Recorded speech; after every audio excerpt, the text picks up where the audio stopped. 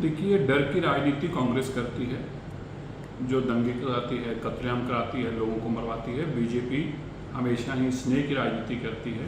BJP हमेशा ही सबका साथ, सबका विकास की राजनीति करती है। तो इसलिए ना कभी बीजेपी का डर था, ना है, ना होना चाहिए।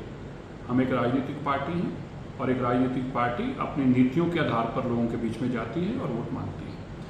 जहाँ तक राहुल गांधी की बात है, राहुल गांधी कोई पॉलिटिकल आदमी नहीं है, वो एक बिजनेसमैन है जिन लोगों का काम है लोगों से पैसे लेना। उन्होंने आजकल चाइना से जो पैसे ले रखे हैं अपने पिताजी के ट्रस्ट के नाम से, अभी तक उसका कर्जा अदा कर रहे हैं। इसलिए वो चाइना की बातें जाकर अमेरिका में करते हैं, चाइना को अच्छा बताते हैं, चाइना की डेवलपमेंट के बारे में चिंता करते हैं, चाइना की डेमोक्रेसी की चिंता करते हैं और भारत को बुरा बोलते हैं। जिस थाली में खाते हैं उसी थाली में छेद करने का काम करते हैं। इसलिए राहुल गांधी जी को पॉलिटिकल आदमी नहीं है, वो व्यापारी आदमी है, जो उनको सूट करेगा वो बोलेंगे।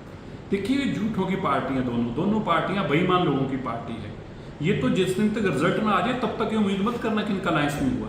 ये टिकते टुकते ड्रामे करते हैं, नौटंकी करते हैं। जिनसे पैसे ले रखे हैं वो गले को कपड़े फाड़ने को आ रहे हैं, इसलिए उनके नाम अनाउंस करने पड़े हैं। फिर कांग्रेस जब कह देगी कि 4 सीटें ले लो तो फिर कहेंगे हमारा अलायंस हो गया, हमने इनको वापस कर दिया, ये अब इनके कैंडिडेट नहीं रहे। इसलिए ये जब तक इनकी 13वीं का जब कहते हैं ना कि हो ना जाए तब तक इनको मत मानना। ये वो लोग हैं जब तक इनके पूरे काम ना हो जाए इनकी मत मानना कि टिकटें अनाउंस होगी। इलेक्शन रिजल्ट के बाद मानना कि इनका अलायंस हुआ नहीं हुआ। इलेक्शन तक भी अलायंस करेंगे, कैंडिडेटों को बिठा देंगे, चुनाव के आखिरी दिन भी कह देंगे हमारे ये 10 कैंडिडेट बैठ गए हैं, ये 5 कैंडिडेट चुनाव लड़ेंगे। इसलिए ये फ्रॉड लोगों की किसी बात पे तब तक विश्वास ना करना जिस दिन तक वोट ना डल जाए। तो सैम पित्रोदा जी खुद ही ये बातें कर रहे हैं, ना तो हम उनको पप्पू कह रहे हैं, ना ही कोई पॉलिटिकल आदमी को किसी दूसरे को कहने की जरूरत है।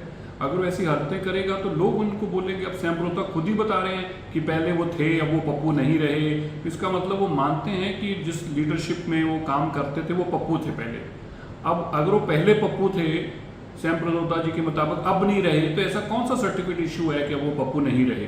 ऐसा कौन सा सर्टिफिकेट उनको किस सरकार ने दिया है कि पप्पू हटाकर अब उनका सीरियस पॉलिटिशियन बन गए? सो मुझे लगता है कि ये खुद ही बेचारे अपने आप में डिसाइड नहीं कर पा रहे कि वो पप्पू हैं या नहीं है, और पप्पू हैं तो क्यों हैं और आजकल नहीं है तो क्यों नहीं है।